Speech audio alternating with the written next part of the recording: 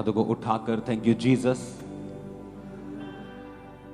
आज जो कुछ मैं सुनूंगा मैं सेम नहीं रहूंगा। अंगीकार करो ऊंची आवाज में।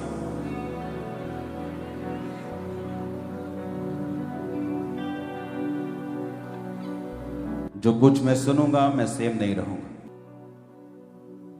प्रभु यीशु मसीह के सामर्थी नाम में हम मांगते हैं। जोर से तारीफ करो खुदावंद के नाम की। आप तैयार हैं वचन को सुनने के लिए? अपनी डालियों को उठाकर आंखों को बंद कर लो और कहो कि जिस तरह प्रभु यीशु मसीह का स्वागत हुआ था, आज मैं अपनी जिंदगियों में, अपनी लाइफ में मैं जीसस का स्वागत करता हूं। आप तैयार हैं स्वागत करने के लिए उसका? आंखों को बंद करो, अपने हाथों को उठाओ। जिसके पास डाली नहीं भी है वो अपने हाथों को उठाकर बोले, खुदावन जिस तरह यरूशलेम में डालियों के साथ तेरा स्वागत हुआ, मैं अपनी जिंदगी में आपका स्वागत करता हूं। अंगीकार करो ऊंची आवाज में।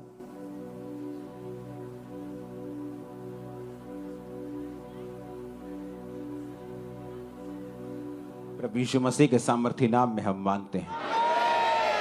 आज जब पूरी दुनिया में पाम संडे को मनाया जा रहा है, हाँ, सब लोग डालियों के साथ चर्चिस में हैं और यीशु मसीह का स्वागत कर रहे हैं। करोड़ों करोड़ों लोग आज इस ट्रेडिशन को फॉलो कर रहे हैं। मत्ती 21 उसकी 1 से 11 में ये इंसिडेंट है जहां पर प्रभु यीशु मसीह यरूशलेम जब पहुंचे तो उससे पहले जीसस ने कहा था कि सामने के गांव में जाकर एक गधी के बच्चे को लेके आओ। तो जब राजा लोग लड़ने के लिए जाते थे घोड़ा लेके जाते थे, लेकिन जब राजा लोग सुसमाचार देने जाते थे, शांति का समाचार देने जाते थे, तो गधे पर जाते थे। तो जीसस ने गधे को इसलिए चुना था कि जीसस ने शांति का समाचार देने के लिए वहां जाना था।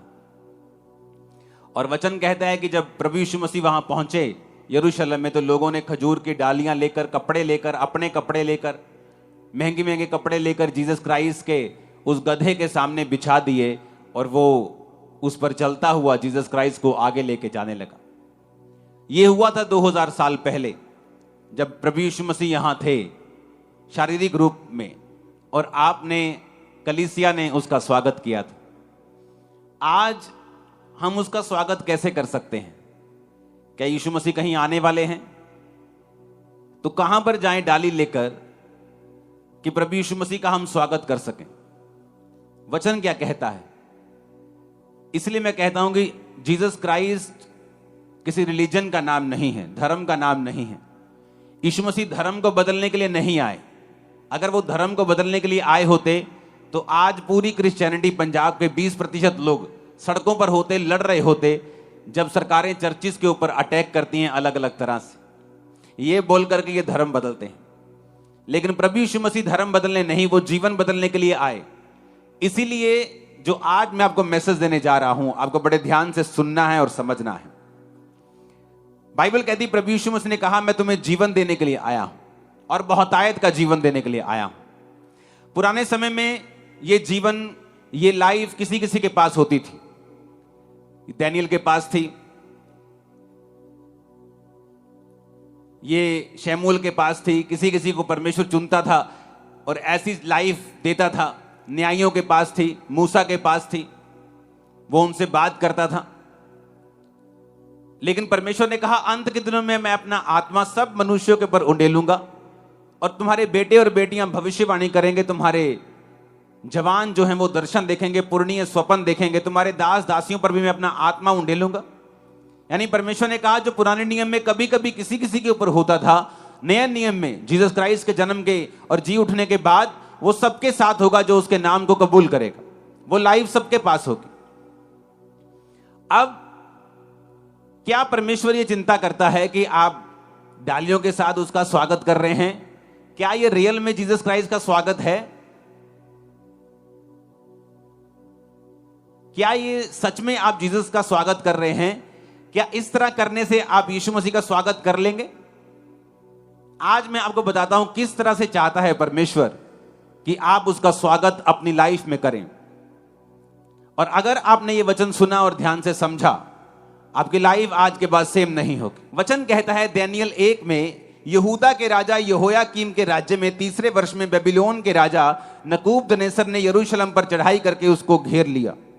परमेश्वर ने यहूदा के राजा यहोयाकीम को परमेश्वर के भवन के कई पात्रों सहित उसके हाथ में कर दिया और उसके पात्रों को शिनार देश में अपने देवता के मंदिर में ले जाकर अपने देवता के भंडार में रख दिया।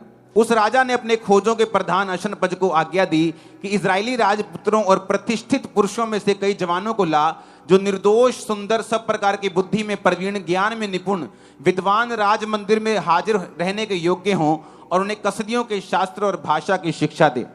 राजा ने आज्ञा दी कि उसी के भोजन और पीने के दाख मधु में से उन्हें प्रतिदिन खाने पीने को दिया जाए। इस प्रकार 3 वर्ष तक उनका पालन पोषण होता रहे, तब उसके बाद वो राजा के सामने हाजिर किए जाएं। उनमें से यहूदा की संतान में चुने हुए दानियेल, हनन्याह, मिशाएल, अजर्या थे। अब बाइबल कहती है कि एक राजा ने, बेबीलोन के राजा ने यरूशलेम पर चढ़ाई की। क्यों चढ़ाई की? क्योंकि वचन ये कहता है कि परमेश्वर की कौम जब पाप में होगी तो शैतान उनके ऊपर कब्जा करेगा और परमेश्वर उन्हें कभी भी छुड़ाएगा नहीं, या परमेश्वर शैतान को कभी भी डांटेगा नहीं कि ये मेरे लोग हैं, तू इन पे कब्जा नहीं कर सकता। अगर वो लोग परमेश्वर से दूर हैं, परमेश्वर को जानकर भी जानबूझकर पाप में हैं, तो परमेश्वर ने ऐसा होने दिया कि इन्होंने यरूशलेम पर चढ़ाई की और कामयाब हो गए। जबकि वचन ये कहता है कि कोई भी दुश्मन तुझ पर चढ़ाई करके कामयाब नहीं होगा जब यहोवा तेरी जिंदगी में होगा, जब परमेश्वर तेरी लाइफ में होगा। उनकी कामयाबी का कारण यह था कि ये परमेश्वर के यहूदी लोग परमेश्वर से दूर थे, परमेश्वर से हट चुके थे, अलग अलग तरह के पापों में थे, और परमेश्वर ने अलाउ किया शैतान को कि वो जाए और उन पे कब्जा कर ले। इसी तरह परमेश्वर ने जब एक पागल व्यक्ति में से दुष्ट आत्मा को निकाला और दुष्ट आत्मा को बोला था गड्ढे में जा, तो दुष्ट आत्मा ने कहा नहीं, मुझे वो सूरों के झुंड में भेज दे। तो जीसस ने जाने दिया, उसकी बहस को स्वीकार कर लिया, क्योंकि जीसस जानते थे कि शैतान के पास एक अधिकार है कि वो सूअर चराना बाइबल के अनुसार पाप है। तो वो जहां वचन टूट रहा है, शैतान वहां जाने की आज्ञा मांग रहा था और परमेश्वर ने उसे रोका नहीं और जाने दिया। बाइबल कहती है परमेश्वर अपने वचन के साथ बंधा हुआ है, वो अपने वचन से हटके कोई भी काम नहीं करता। अब हुआ क्या, ये 4 बच्चे, 4 जवान जो यहूदियों में से चुने गए कि वो राजा के पास रहेंगे, राजा के पास रह के राजा के तरीके की शिक्षा सीखेंगे और फिर राजा के भवन में ही काम करेंगे। तो काम करने से पहले 3 साल उनको सिखाया जाए, उनका खाना चेंज किया, उनका पीना चेंज किया, शिक्षा चेंज की, राजा के सामने कैसे हाजिर होना है वो सारा कुछ सिखाने के लिए उनको अलग कर दिया गया। 8 आयत में लिखा, दानियेल ने अपने मन में ठान लिया कि वो राजा का भोजन खाकर और उसके पीने का दाख मधु पीकर अपवित्र ना होए, इसलिए उसने खोजों के प्रधान से विनती की कि उसे अपवित्र ना होना पड़े। अब दानियेल जो था उसने कहा, अगर आप बेबीलोन को देखेंगे, उस अगर मैप को आप देखेंगे कि बेबीलोन कहां पर था। बेबीलोन एक ऐसी जगह के ऊपर था जहां तीनों दिशाओं में समुद्र लगता था। तब जब बेबीलोन आज से 2000 साल के पहले से भी, मैं बात यीशु मसीह के जन्म से भी सैकड़ों साल पहले की बात कर रहा हूं, तो वहां पर तीन जगहों के ऊपर तीनों दिशाओं में समुद्र लगता था। और अगर आप स्टडी करेंगे बेबीलोन की, तो बेबीलोन की स्टडी ये बताती है कि उन लोगों का जो खाना था वो लॉबस्टर था, जो सी फूड होता है। कितनों को मालूम है sea food? Prawns, lobster, shellfish, है ना, ऐसी जो शेल वाली फिशेस होती हैं वो सारी। ये जो आपको डार्क हिस्सा मिल रहा है ये पुराना बेबीलोन है, ये बेबीलोन का हिस्सा था। यरूशलेम उसके बिल्कुल पास आपको दिखाई देगा, लाल समुद्र दिखाई देगा, मिस्र दिखाई देगा। ये आपको समुद्र से इधर भी समुद्र से इधर भी समुद्र से घिरा हुआ। अगर आप जापान में चले जाएं, अगर आप मलेशिया में चले जाएं, आप सिंगापुर में चले जाएं, जो एरिया समुद्र के साथ लगते हैं, गोवा में चले जाएं, केरला में चले जाएं, तमिलनाडु में, कन्याकुमारी में चले जाएं, आपको वहां आप देखेंगे कि लोगों का मुख्य भोजन जो है वो सी फूड है। लॉबस्टर्स खाते हैं, वो अलग अलग तरह की प्रॉन्स खाते हैं वो।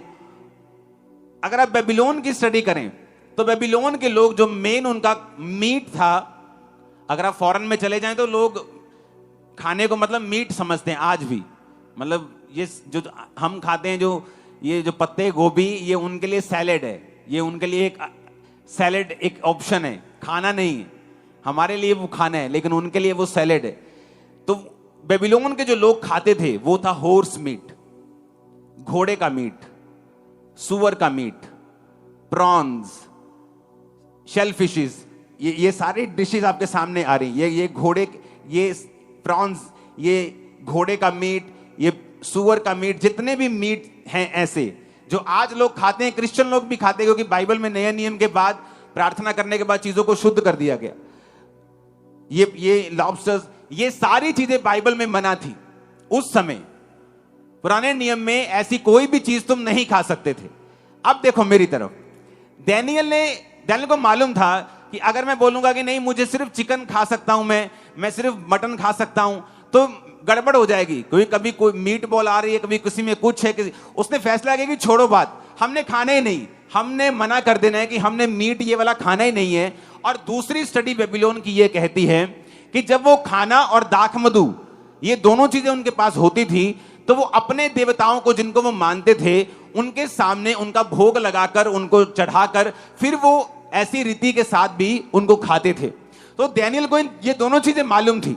उसने मन में ठान लिया। ठानने का मतलब पता क्या होता है कि उसको मालूम था कि मैं अगर ये करूंगा तो परमेश्वर मेरे से प्रसन्न नहीं होगा, परमेश्वर मेरे से खुश नहीं है। मुझे विपरीत परिस्थितियों में भी परमेश्वर के वचन पे चलना होगा अगर मैं सचमुच प्रभु से प्यार करता हूं तो। आज लोग डालियां उठा के लंबे लंबे हाथ ऐसे तो कर सकते हैं, लेकिन क्या उनकी लाइफ में सचमुच परमेश्वर है? क्या उन्होंने प्रभु का स्वागत अपनी जिंदगियों में किया हुआ या नहीं? अगर नहीं किया हुआ तो डाली चाहे इससे भी बड़ी लेके ऐसे ऐसे कर लो, परमेश्वर के राज्य में उसकी कोई भी वैल्यू नहीं है। अगर आपकी लाइफ में जीसस क्राइस्ट हैं, फिर उसकी वैल्यू है जो आप कर रहे हैं। आमीन। चाहे आप एक दास को ठंडा पानी नहीं पिला रहे, चाहे आप एक डाली क्यों नहीं लेके आ रहे, चाहे आप हालेलुया बोल रहे हैं, फिर सब चीजों का मतलब भी है, सब चीजों का असर भी है, सब चीजें आपके लिए फायदेमंद भी हैं।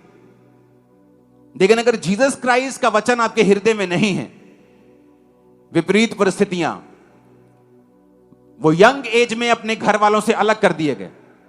डैनियल बोल सकता था कि भाई मैं छोटा सा हूं, राजा को अगर बोलूंगा, राजा के बंदे को, मुझे ये नहीं खाना, मुझे ये नखरे करूंगा, अगला मारेगा, अगला निकाल देगा, मृत्यु दंड दे देगा। लेकिन वचन कहता है कि डैनियल ने मन में ठान लिया।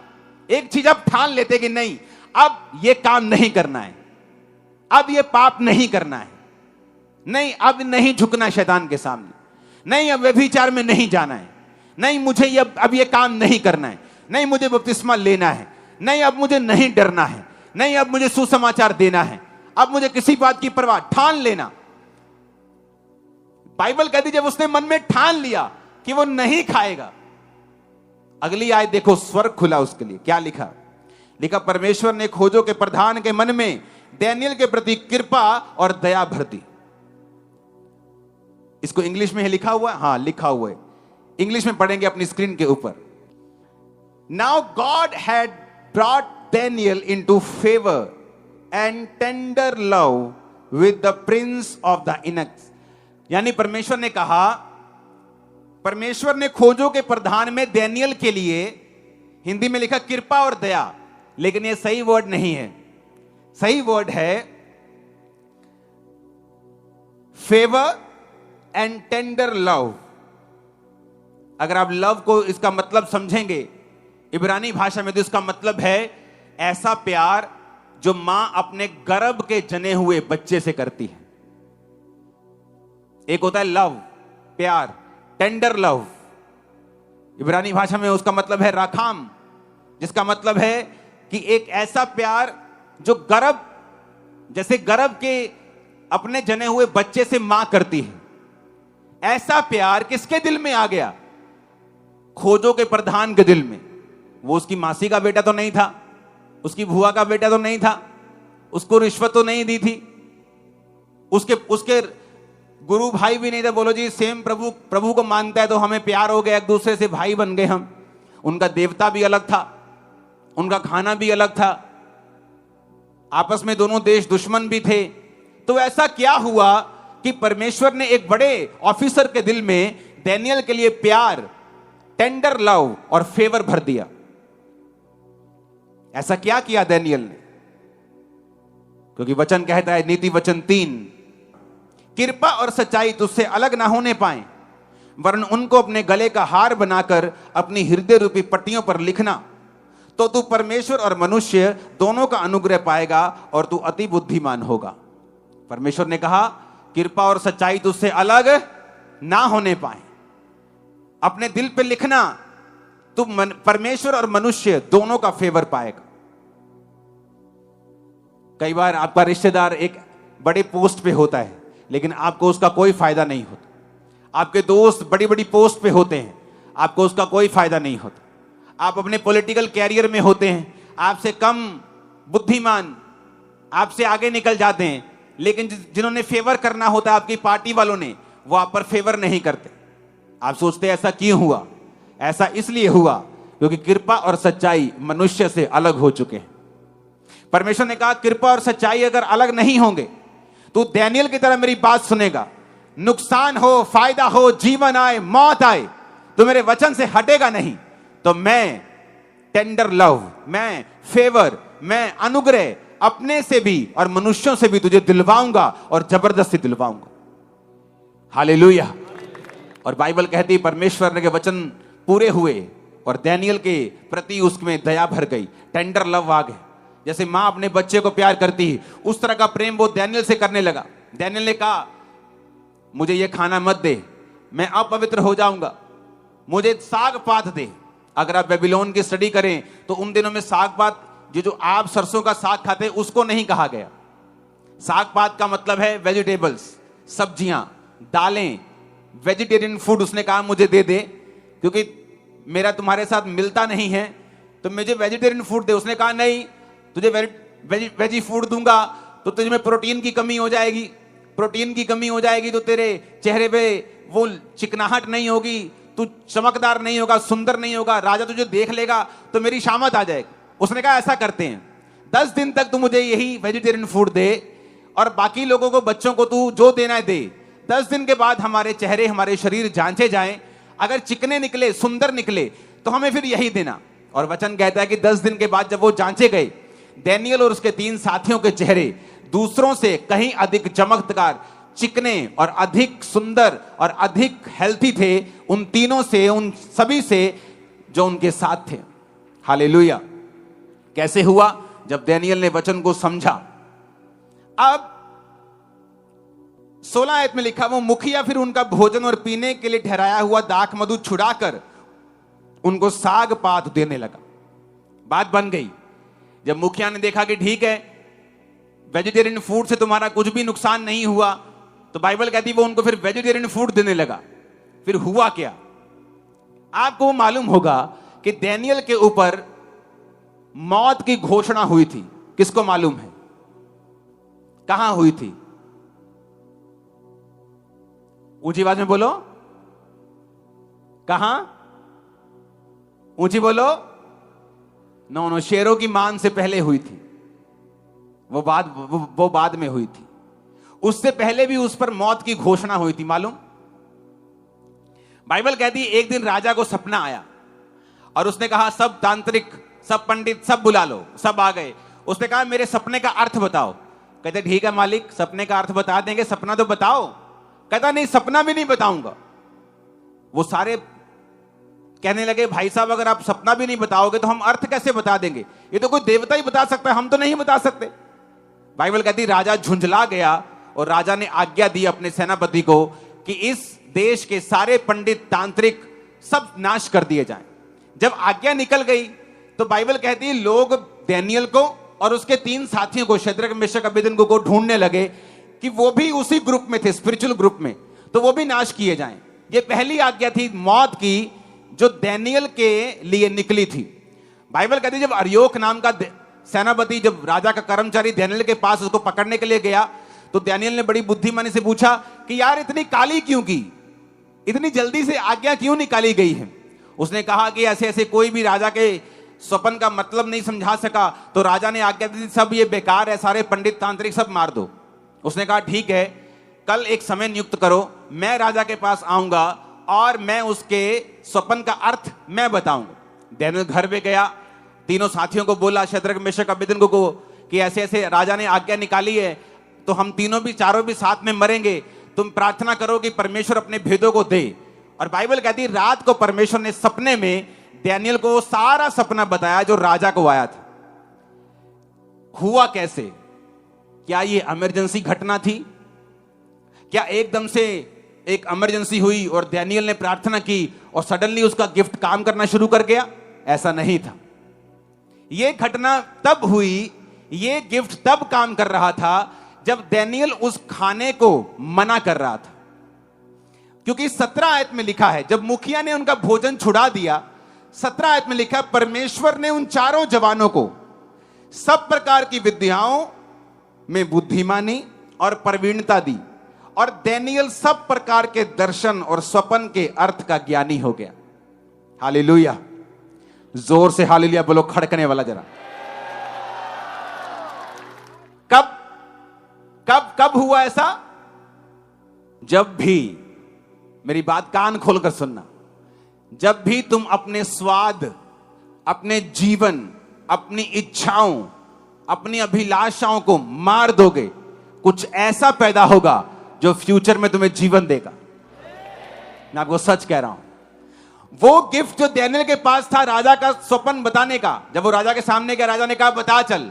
उसने कहा राजा तूने एक मूर्ति देखी है जिसका सिर सोने का है, छाती और भुजाएं चांदी की हैं, पेट और जांघ पट पीतल के हैं, टांगे नीचे वाली लोहे की हैं, पांव उंगलियां लोहे और मिट्टी की हैं। और उसने अर्थ समझाया और राजा डैनियल के सामने दंडवत कर गया, सिर झुका दिया और कहा कि सचमुच परमेश्वर तुम्हारे बीच में है। हुआ कैसे?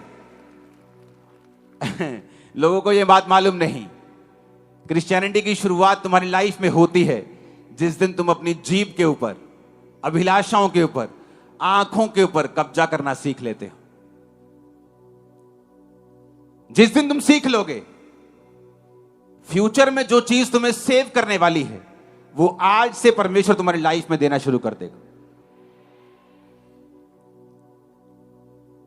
इमेजिन करो डैनियल डर जाता या स्वाद में बहक जाता। वो सभी खाने की डिशेस पूरी दिखाओ स्क्रीन के ऊपर, चारों डब्बियों में।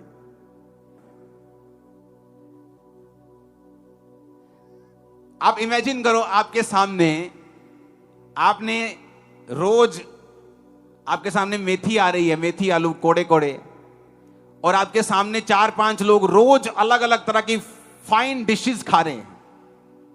आप सोच रहे हो यार चंगा मैं मसीह आ गया, मेरा तो सारा काम ही खराब हो गया। खा मेथी रहे हैं, देख उसके चिकन रहे हैं और पानी निकल रहा है मुंह से कि यार मर गए, भूख लगी है, क्या करें? चलो हमारी मजबूरी है, हमने कौन सा खुद कहा है, हमें तो खाना ही पड़ेगा, हम किसी के पास अधीन हैं, हम तो किसी के गुलाम हैं। वो रोज उनको खाता हुआ देखता था पर अपनी जीभ के ऊपर काबू किया। प्रॉब्लम यह है कि आपकी लाइफ में आपने जीसस का स्वागत नहीं किया हुआ। अगर किया होता, जब आप मोबाइल चला रहे हैं और फेसबुक चला रहे हैं और एक नंगी औरत आपके सामने आती है, आप उसको स्किप कर देंगे, क्योंकि आपको मालूम है आपकी आंखों पर के कंट्रोल के बाद कुछ पैदा होगा जो स्पिरिचुअल होगा, जो लाइफ सेविंग होगा, जो फ्यूचर में आपकी महिमा करेगा। प्रॉब्लम क्या है? सोचो अगर डैनियल खाता रहता तब तो उसे कुछ नहीं होता, वो मरता थोड़ी, बल्कि राजा उसको अपने राजा उसको अपने काम देता, उसको वो सीखा हुआ था। लेकिन जिस दिन ये आज्ञा निकली कि अगर तुम में से कोई भी मेरे सपने का अर्थ नहीं बता पाएगा, भाई साहब मैं गारंटी देता हूं डैनियल उस दिन मर जाता। चाहे यह घटना 15 साल बाद की है, चाहे 20 साल बाद की है, क्योंकि डैनियल को परमेश्वर स्वप्नों का, अर्थों का ज्ञानी नहीं बनाता। क्यों नहीं बनाता? क्योंकि डैनियल स्पिरिचुअल नहीं था। परमेश्वर उसको क्यों दर्शन देगा? अब परमेश्वर, आप बोलेंगे कि अगर मैं स्पिरिचुअल हूं तो क्या परमेश्वर मुझे भी स्वप्न बताएगा, ज्ञान देगा, दर्शन देगा? नहीं। हर एक व्यक्ति की कॉलिंग अलग है। परमेश्वर को मालूम था आने वाले समय में मैं राजा को दर्शन दूंगा, मैं राजा को सपना दूंगा, वो सपने का अर्थ किसी को मालूम नहीं होगा, डैनियल को मैं बताऊंगा, और इस वजह से डैनियल और उसका साथी ऊंचे किए जाएंगे, उनका पद ऊंचा किया जाएगा। तो ये परमेश्वर की मर्जी थी कि वो डैनियल को वो देगा जो उसके फ्यूचर में उसके लिए लाभदायक है और उसको बचाने वाला है। आप अगर परमेश्वर में चलेंगे, दिमाग पर काबू रखेंगे, जीभ पर काबू रखेंगे, डर पर काबू रखेंगे, आंखों पर काबू रखेंगे, परमेश्वर आपको आज वो देगा जो कल आपको सेफ करेगा, ऊंचा करेगा, ग्लोरियस करेगा, इज्जत देगा, महिमा को बढ़ाएगा। आमीन। ऊंचा चाहिए। कितने मेरी बात को समझ रहे हैं? अच्छा, बहुत लोगों को क्या लगता है, एक ग्रुप में 5 लोग हैं, एक सेवा में 100 लोग सेवा कर रहे हैं, 50 व्यभिचार में हैं, 50 पवित्रताई में हैं। जब वो चलते जाते हैं, सबकी प्रमोशन होती है, उसे लगता है ले मैं पाप दे विच हां, एदी भी तनख्वाह 25 हो गई, 30 हो गई, मेरी भी 30 हो गई, ये भी ठीक ठाक है, अपा भी ठीक ठाक है, ये भी बाइक पे आता है, मैं भी बाइक पे आता हूं। लेकिन बात वो नहीं है, तब फर्क नहीं पड़ेगा। लेकिन एक समय आएगा जब फर्क दिखेगा भी, नुकसान भी होगा और फर्क भी दिखेगा, और तब वो इरिवर्सिबल होगा। तुम उसे रिवर्स नहीं कर पाओगे, तब से तौबा करके आगे चल पाओगे, लेकिन वो सब चीजें नहीं कर पाओगे जो आज तुम कर सकते हो अगर तुम प्रभु के वचन पे चले तो। और ये धोखा है, और शैतान देता है, उसे लगता है, वो लोगों को सिखा देता है कोई फर्क नहीं पड़ेगा, क्योंकि डैनियल को तब फर्क नहीं पड़ता। वो खाता पीता, दाख मधु पीता, एंजॉय करता, वाइन पीता अलग अलग तरह की। आज स्कॉच चल रही है, आज दाख मधु चल रहा है, आज रेड वाइन चल रही है, व्हाइट वाइन चल रही है, शैंपेन चल रही है, आज खाना चल रहा है, हॉर्स मीट आ रहा है, स्टेक आ रही है, आज प्रॉन्स आ रहे हैं, लॉबस्टर आ रहे हैं, चलने दो। लेकिन कितने साल तक? 10 साल, 15 साल। उसके बाद एक परीक्षा आती जिसमें वो मरता और सदा के लिए चला जाता। जिस तरह बहुत से यहूदी मर गए, उनका नाम कुछ बाइबल में है, कुछ का नहीं है। डैनियल भी उनमें होता, वो उस भीड़ में वो भी शामिल हो जाता, उसका नाम हम जानते भी नहीं, लेकिन उसका नाम आज हम क्यों जानते हैं? उसने फैसला किया, मैं स्वाद के पीछे नहीं जाऊंगा, मैं डरूंगा नहीं, कोई कुछ भी हो जाए, मेरे को मार दे, मेरे को रख ले, मेरे को बंधुआ मजदूर बना ले, मेरे को जेल में डाल दे, मेरे को सख्त मजदूरी का हुक्म दे दे, मैं ये नहीं खाऊंगा। ठान लिया। और परमेश्वर ने उसे निशानी दी कि देख, टेंडर लव, ऐसा लव जो मां बच्चे से करती है, देख खोजों के प्रधान के मन में परमेश्वर ने डाल दिया। जब आप परमेश्वर में चलने की कोशिश करते हो और चलते हैं, आपको निशानियां मिलती हैं। आपको वो मिलता है जो लोगों को नहीं मिल रहा, फेवर मिलता है, लाइफ आसान होती है, पीस आता है, शांति आती, चीजें आसान होनी शुरू होती। जस्ट एक निशानी आपको मिलती है, आपको इनकरेज करने के लिए कि अभी आपको और बढ़ना है और परमेश्वर में चलना है। कितने मेरी बात को समझ रहे हैं?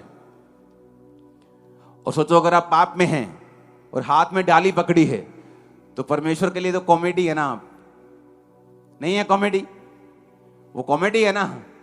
ये स्वर्गदूत हंस रहे होंगे कि अभी जब ये डाली उठाकर घर जाएगा, सबसे पहले ब्लू फिल्म ऑन करेगा। तो वो कॉमेडी है, ये फिर कॉमेडी होगी, क्योंकि रियल स्वागत वही कर रहा है जो वचन पे चल रहा है, दुखों में भी, सुखों में भी, बढ़कर भी, घटकर भी, आगे जाकर भी, पीछे रह के भी, फ्रंट पे आके भी, बैक पे रह के भी। कितने मेरी बात को समझ रहे हैं? आदम जीभ के स्वाद में मरा, वो खाया जो नहीं खाना था। डैनियल भी उसी स्वाद में मरना चाहता, मर सकता था लेकिन नहीं मरा। जीसस को भी शैतान ने उसी स्वाद में मारना चाहा, पत्थरों को बोलिए रोटियां बन जाएं। जीसस ने कहा नहीं, वचन से जिंदा रहेंगे, रोटियों से नहीं। आमीन। क्रिश्चियनिटी में मैं हैरान होता जब काउंसलिंग टीम आपकी रिपोर्ट देती है कि लोग रोजे नहीं रखते, फास्ट नहीं रखते हैं, व्रत ही नहीं रखते परमेश्वर में। इमेजिन करो, क्रिश्चियन होके आपने उपवास किया ही नहीं, तो कैसे क्रिश्चियन है आप? मेरे को शुगर है जी, मेरे को बीपी है जी, मेरे को धमकाना है, मेरे को फलाना है, 2 बजे तक रख लो, दवा खानी 2 बजे के बाद खा लो। जब टेस्ट कराने होते फिर तो तुम 5 बजे तक भी भूखे रह लेते हो। जब डॉक्टर बोले तो तुम फास्टिंग भी कर लेते हो, लेकिन परमेश्वर में नहीं रखना चाहते। इसीलिए जब जरूरत होती है तो परमेश्वर नजर नहीं आता। जब डैनियल को जरूरत थी तो इमरजेंसी नहीं थी कि प्रभु मेरे को कुछ नहीं पता, आज मेरे पे जाहिर कर, कुछ जाहिर नहीं होता। लेकिन वचन कहता है उस वरदान में, उस गिफ्ट में वो बढ़ चुका था। उसे मालूम था किस तरह से। मान लो एक व्यक्ति से मैं मिल रहा हूं, वो आया हेलो हेलो की, अगर मुझे ये जानना है कि परमेश्वर इसकी लाइफ में क्या चाहता है, तो आपको मालूम मैं क्या करता हूं? मैं अंदर से प्रेयर शुरू करता हूं कि प्रभु मुझे इसकी लाइफ दिखा, मैं इसकी लाइफ देखना चाहता हूं। अदरवाइज आप 500 बार मेरे आमने सामने जाएंगे, अगर मेरा ध्यान नहीं है तो मैं आपके लिए कुछ नहीं बोलूंगा। लेकिन अगर आप मेरी निगाह में आ गए और मैं आपके लिए प्रेयर कर रहा हूं और मैं आपसे पूछ रहा हूं खुदावंद इसके मुझसे बात कर, तो वो बात करना शुरू करता है। डैनियल उस गिफ्ट में ऑलरेडी था, क्योंकि जैसे ही उसने परमेश्वर की आज्ञाओं को माना, 17 आयत में लिखा है डैनियल सब प्रकार के दर्शन और सपनों के अर्थ का ज्ञानी हो गया। तो परमेश्वर उसको ज्ञानी कर रहा था। अब डैनियल को मालूम था कि अगर मुझे राजा के दिल में जाना है तो किस तरह से जाना है। वो प्रेयर करके वो सोया, उसे मालूम था कि वो उस गिफ्ट को यूज करने का आदी हो गया था। उसे मालूम था कि मैं इसमें जा सकता हूं। कितने मेरी बात को समझ रहे हैं? हालेलुया। आपने गाड़ी सीखी नहीं, आप शराब पीते रहे, आप इंजॉय करते रहे, और सडनली किसी ने आपको 6 लेन जहां जाती है, हजारों गाड़ियां चल रही हैं, ट्रक चल रहे हैं, आपको गाड़ी के स्टीयरिंग में बिठा दिया। आप जितना मर्जी कर लें प्रभु प्रभु, आप बचने वाले नहीं, क्योंकि प्रभु ने आपको पहले मौका दिया था सीखने का। लेकिन अगर आपको परमेश्वर ने सिखाया हुआ है गाड़ी को, और सडनली एकदम से आपको रोड के बीच में कोई स्टीयरिंग पकड़ा दे, आप बाय ग्रेस फिर भी चला लेंगे और बच जाएंगे। कितने मेरी बात समझ रहे हैं? तो वो चलाना सीखता था, चलाना आ गया था, चाहे बड़ी गाड़ी नहीं चलाई थी, लेकिन उसको मालूम था मुझे कैसे किधर जाना है। और जब जरूरत हुई तो उसने कहा प्रार्थना करो आज रात कि मैं उस गिफ्ट में जाऊं और परमेश्वर मुझे इस्तेमाल करे और अपने वरदान को मुझ पे, अपनी इच्छाओं को मुझ पे जाहिर करता हुआ राजा के दिल को बताए। और ऐसा हुआ। लेकिन उस बड़े वरदान की शुरुआत कहां हुई? जीभ के स्वाद और डर से मुक्ति पाने के लिए। मैं नहीं डरूंगा, राजा का भोजन नहीं खाऊंगा, ये टेस्टी लगे, अपीलिंग लगे, सुंदर लगे, शरीर के लिए अच्छा लगे, कि चलो शरीर होगा तो सेवा करेंगे, खाओ चलो कोई बात नहीं, मीट तो मीट ही है। कोई बहाना नहीं लगाया। और वचन कहता है परमेश्वर ने उसे फेवर दिया, मनुष्यों का भी दिया, अपना भी दिया। हेवनली सपनों का अर्थ बताने का, स्वर्गीय सपनों का अर्थ बताने का वो ज्ञानी हो गया। और धरती के ऊपर जो उसके आसपास लोग थे, बड़े बड़े ऑफिसर्स थे, वो उसके हक में बोलने लगे। मनुष्यों का भी फेवर आया और परमेश्वर का फेवर भी आया। अगर जीसस क्राइस्ट को अपने दिल में नहीं लिया हुआ तो आज डाली के साथ तो स्वागत कर लिया है, अब अंदर भी कर लो उसका स्वागत। आमीन। नहीं तो फ्यूचर में शैतान डंडा लेके खड़ा है। मैं आपको सच कह रहा हूं, वो नाश वाला डंडा लेके खड़ा है। फिर इमरजेंसी में जब तुम रोओगे और चिल्लाओगे, कुछ मिलेगा नहीं। प्रभु पे इल्जाम लगाओगे, परमेश्वर के खिलाफ कुड़कुड़ाओगे, कुछ मिलेगा नहीं, क्योंकि उस पर कोई केस नहीं कर सकता। कहां लेके जाओगे? किस कोर्ट में परमेश्वर को लेके जाओगे? बाइबल कहती वो जजों का जज, राजाओं का राजा है। कहां घड़ीसोगे उसको? कहीं नहीं। वो चाहे तुम्हें घड़ीस सकता है, तुम नहीं कर सकते। तो बेटर यह है कि आज से काबू रखें अपनी लाइफ के ऊपर, ताकि परमेश्वर फ्यूचर में हमें सेव करके रखे, बचा के रखे। दाऊद ने गोलियत को मारा कि नहीं मारा? किसने कहा मारा? अरे कॉन्फिडेंस रखो, मारा। कैसे मारा? गोफन से। कब चलाना सीखा गोफन? जब वो बिल्कुल छोटा था। परमेश्वर तब आपकी तैयारी करता है जब आपकी लाइफ में कुछ नहीं है, आपको लगता है परमेश्वर मेरे संग नहीं है, जीवन में संघर्ष चल रहा है, वो तब आपकी तैयारी करता है। और बाइबल कहती है जब वो उस संघर्ष के दिनों में भी प्रभु के साथ वफादार रहा, एक समय आया जब गोलियत को मारना था, तब उसने प्रेयर नहीं की। उसे मालूम था परमेश्वर उसके संग है, क्योंकि वो वरदान परमेश्वर ने पहले से उसकी लाइफ में एस्टेब्लिश किया हुआ था। मेरी बात समझ आ रही कि नहीं? वो वरदान तभी काम नहीं किया कि अब इमरजेंसी है, सारा जीवन प्रभु को पुकारा नहीं, अब गोलियत सामने है तो बोलो पत्थर लाओ। पत्थर मारता तो गोलियत ऐसे ही करता बस और हंसता उसके ऊपर। लेकिन वो उस गिफ्ट में शाइन कर चुका था। और शाइन कैसे किया? क्योंकि वो जंगल में रहता था, तो अकेला था। जब भेड़ बकरियों को चराता था तो शेर भालू आते थे, भेड़िए आते थे, उनको मारने के लिए वो लोग गोफन सीखते थे। तो गोफन गुलेल की तरह नहीं होता, गुलेल गोफन का 1% है। अगर आप गुलेल से किसी को कस के पत्थर मारेंगे तो खून निकाल देंगे, और गोफन का वो 1% भी नहीं है। जो गोफन होता था वो इतना जोर से बजता था कि अगर पत्थर को पत्थर पे मारो तो उसमें भी निशान पड़ जाता था। तो अगर पत्थर किसी भी ऐसा पड़ता था तो उसकी पूरी बॉडी हिला देता था वो, और जानवर भाग जाते थे। अब सवाल यह पैदा होता है कि दाऊद जंगल में कर क्या रहा था? क्योंकि वचन कहता है कि दाऊद के भाई दाऊद से नफरत करते थे। क्यों करते थे? क्योंकि दाऊद धर्मी था, वो उनके पापों का समाचार पिता को देता था, और दूसरे भाई जो थे वो धर्मी नहीं थे, प्रभु के वचन से दूर थे। इसलिए शमूएल जब मसा करने के लिए उनको आया था तो परमेश्वर ने कहा था नहीं, ये भी अयोग्य है, ये भी फेल है, ये भी फेल है, हां दाऊद को मसा कर। इसका मतलब प्रभु ने दाऊद को परखा था। जो धर्मी होता है कई बार वो सबके साथ मिलके नहीं रह पाता, तो उसके जंगल में जाने की शुरुआत तब से हुई जब वो प्रभु को मानने लगा और पाप से दूर रहने लगा। इसलिए उसकी भाइयों के साथ बनती नहीं थी। जब भाइयों के साथ घर में कलेश रहता था तो बाप बोलता है छोड़ो यार लड़ाई झगड़ा, इसको भेजो, ये ले भेड़ बकरे, चल भाग जा यहां से, चल बाहर काम करेगा, कीड़ा मुंडा का रोन लड़दा, और उनको चल यार तू राशन ले आ, चल तू मासी मिल आ, मासी दे आ, चल 2 दिन दी, उसको बाहर ही भेजते रहते थे। ये घर में रही ना ये कलेशी इंसान। हाँ, लेकिन वो कलेश क्यों होता था? क्योंकि दाऊद पाप में नहीं था। जब आप पाप में नहीं होते आपको नफरत आती है उन चीजों से जो लोग करते हैं। और बाइबल कहती है उस वजह से उसका पिता उसको जंगल में रखता था भेड़ बकरे को चराने के लिए। जब वहां भेड़ बकरियां चारता था उसकी जरूरत थी कि अब भेड़ बकरियों को चराना है तो खुद भी बचना है, भेड़ बकरे को बचाना है। गोफन चलाना सीखा। वही गोफन, वही गिफ्ट, वही वरदान गोलियत को मारने का कारण बना। जब गोलियत को मारा, सेवकाई की शुरुआत हुई, वहां से राजा बनने की शुरुआत हुई, वहां से वो राजा बना, वहां पहुंचा जहां कोई नहीं पहुंच सकता। आप मेरी बात समझ रहे कि नहीं? अगर दाऊद भी भाइयों की तरह पापी होता तो कभी वहां नहीं पहुंच पाता।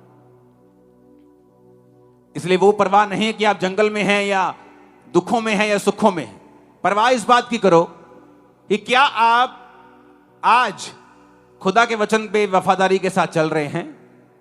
अगर आप नहीं चल रहे हैं तो वो वरदान जो फ्यूचर में आपको सेव करने वाला है आपको नहीं मिलेगा। आप खाना पीना जो लोग करते हैं आप करते जाएंगे और आपको लगेगा कि कुछ फर्क नहीं पड़ रहा, लेकिन बहुत बड़ा फर्क पड़ रहा है, जिसे आप पूर्ण नहीं पाएंगे, जिसे आप कंप्लीट नहीं कर पाएंगे, जिसकी आप भरपाई नहीं कर पाएंगे। अपने पड़ोसी को बोलो स्वागत करना है, दिल में, जीवन में, सच में करना है। सिर्फ रीति रिवाजों से नहीं करना है, सच में करना है। एक बार ऊंचा आमीन बोलो। अब तुम ये डिसाइड करो, तुम्हें सांसारिक रिलेशनशिप्स में जाना है। तुम डिसाइड करो, तुम्हें वो देखना है जो मना किया हुआ है। तुम फैसला करो। तुम देखो तुम्हें वो जीवन चाहिए जो खुदावंद ने तुम्हारे लिए रखा हुआ है, ग्रेटेस्ट लाइफ, कि आम जीवन चाहिए जो दूसरों की मौत के साथ खुद भी मर जाएगा। जब दूसरे मरेंगे वो मर जाएगा। दाऊद को दर्शन नहीं समझाया, दर्शन का ज्ञानी नहीं बनाया, उसको वो दिया जो उसके फ्यूचर में उसको सेव कर सकता था। डैनियल को गोफन चलाना नहीं सिखाया, उसको वो दिया जो उसके फ्यूचर में उसको सेव कर सकता था। जब तुम चलोगे वचन के ऊपर, खुदा तुम्हें वो देगा जो फ्यूचर में तुम्हें सेव करेगा और ऊंचा करेगा। जिस दिन ये वचन समझ आ जाएगा, लाइफ सेटल हो जाएगी। अब देख लो, चुगलियां करनी है घर बैठकर वेले टाइम में, कि परमेश्वर के वचन पे चलना है, वचन पढ़ना है। क्योंकि जो सेव करने वाली चीज है वो तुम्हारा स्किल, पढ़ाई, तुम्हारी वाकफियत, पैसा नहीं है। पंडित कितने कितने अमीर थे उस जमाने में बेबीलोन के, तुम सोच भी नहीं सकते। बड़े बड़े महलों वाले थे, समय पर पैसा नहीं बचा सका। राजा के करीबी थे, नहीं बचा सका। उसी वरदान ने बचाया जो दानियेल के अंदर था। और वो कैसे आया मैं आपको बता चुका हूं। जब आप छोटे लेवल पे, स्मॉल लेवल पे पाप को मना करें, जीसस को हां करें, वो आपको वो देगा जो दुनिया नहीं दे सकती। और आमीन ऊंचे वाला चाहिए चर्च। अगर आपने ऐसा वचन सुना है ना, मैं कहता हूं प्रेयर की भी जरूरत नहीं आज आपको। अगर आपने सुन लिया ना आज और समझ लिया कि कैसे ग्रेट लाइफ की शुरुआत होती है, मुझे बड़ा बनना है, मुझे आत्मा में बढ़ना है, मुझे सबसे अधिक ऐसा करना है, छोटे से शुरुआत होती है। जो आपके सामने डिसीजन है उसे लो, जो राइट है वो लो। बहाना कोई चलेगा नहीं, कोई एक्सक्यूज नहीं चलेगा। खुदावंद आपको बरकत दे और वो आपको बढ़ाए। पाम संडे आपकी लाइफ में ब्लेसिंग्स और खुशियों से भरा हुआ हो और ये शांति को लेके आए और बरकतों को लेके आए। आमीन। स्वागत कर लिया है उसका दिल में कि नहीं? सोच लिया है कि अब ये काम नहीं करना, हां या ना? टाइम लगता है।